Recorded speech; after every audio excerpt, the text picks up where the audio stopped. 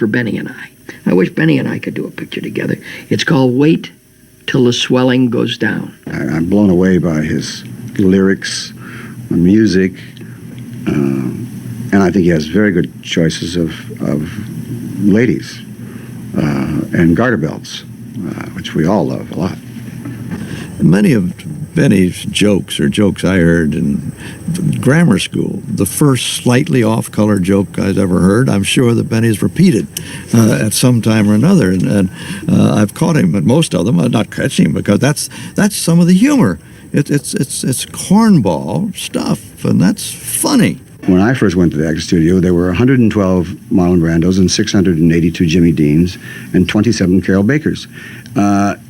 If you go to England, there's only one Benny Hill. I had admired him like so many other people in the United States when he was syndicating his show here by saying, this is the funniest man, and his half hour is absolutely hilarious. I hadn't heard about him. I didn't know about his program. But suddenly here was this man on television doing all the things that I find particularly amusing.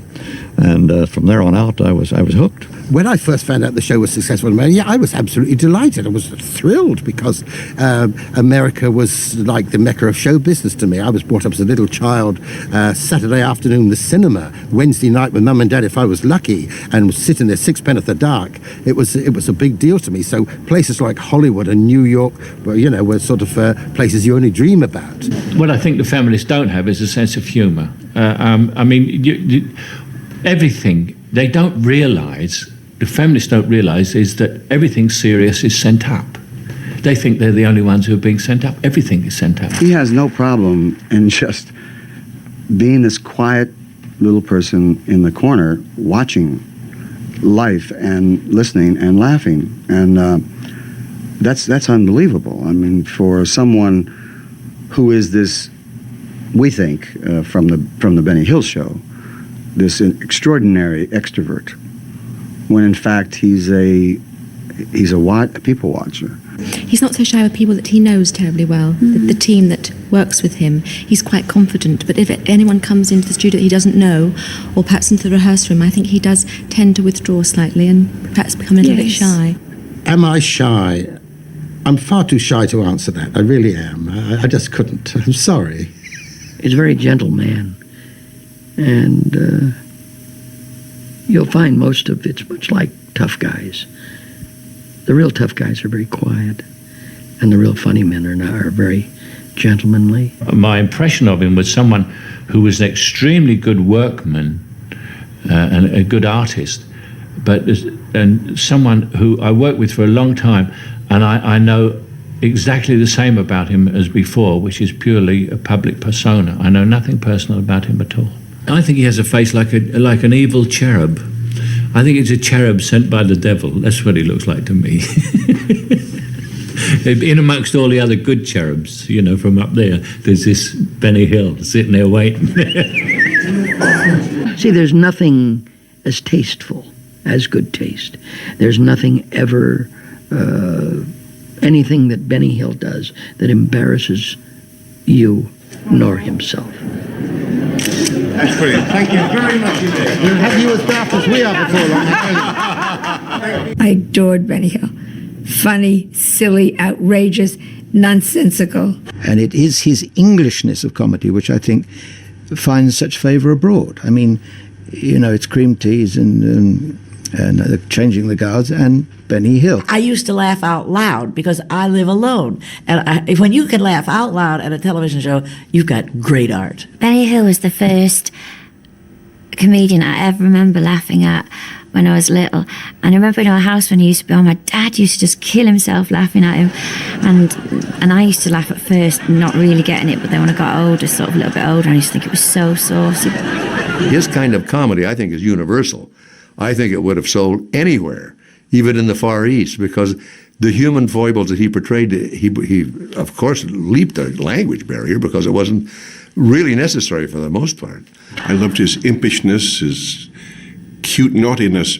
Some of the things he did, if the same things were done by a more adult-seeming comedian, bordered on the objectionable.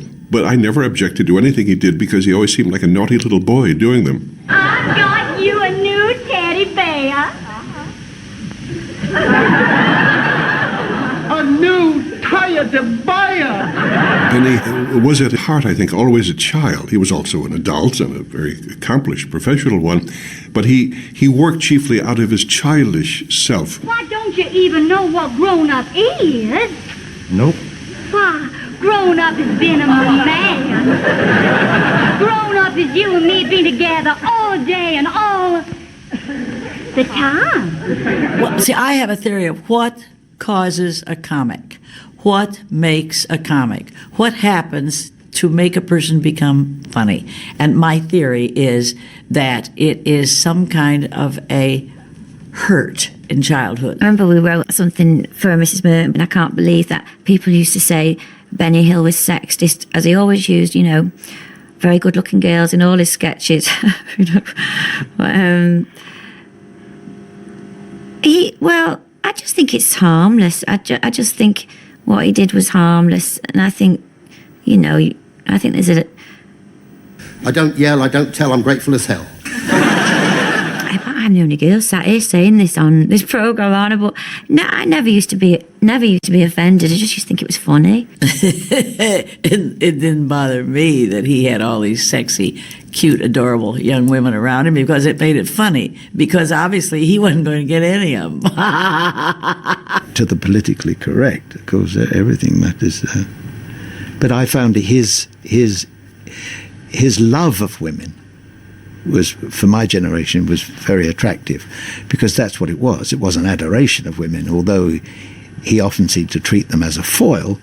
That's in the grand tradition of comedy, it seems to me, especially little boy comedy, which is what he did. He was a naughty boy, and that's a lot of Englishmen rolled up, or again, my generation of Englishmen. There was one routine that I loved of Benny. Of course, I love them all, but this one comes to mind at the moment. The scene was a business office. Benny was at a desk looking forward towards the camera.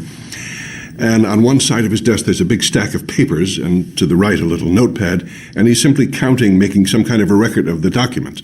So he's at this point, when we find him, he's saying 986, 987. 2043, 2044, 2045.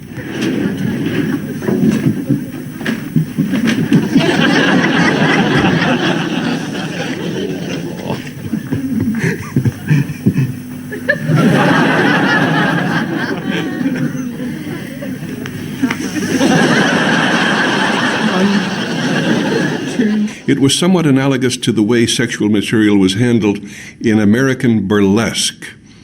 There, too, there was always a sexual element. There were lots of very pretty young ladies on stage, and the sketches were sometimes naughty, but they were never raunchily vulgar the way so much American comedy is now. That kind of physical, visual comedy, which I dearly love. And we both had a mutual respect for people like Buster Keaton and Stan Laurel, Laurel and Hardy, and all those great, we talked a lot about silent movies. I was at the same hotel as he was in Australia at one time, and I thought, aha, I've got him. I'll get to meet him. And I called him on the phone and we spoke, but he wouldn't come out of his shell. I am so sorry that I never got to know him personally. I think if we had ever broken the ice and shaken hands, or kissed and hugged, why not go all the way? But I never had that opportunity. He was a total comic. He truly, every cell in his body was a comedy cell. And he was a comedy heart and a comedy soul. Very few people could be that funny.